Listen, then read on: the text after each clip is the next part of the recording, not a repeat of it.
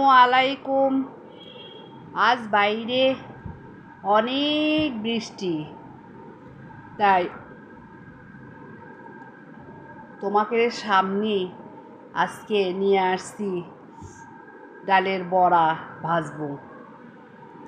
দেখো বন্ধুরা, বৃষ্টির দিনে ডালের বড়া, ছোলার বুট, মুড়ি এগুলো খেতে খুব ভালো লাগে। তাই আর আমি মিতন ডালের বড়া ভাজতে শুরু করে দিন। ভাজতে ভাজতে একটা কথা মনে পড়ল মিথুনের সম্পর্কে।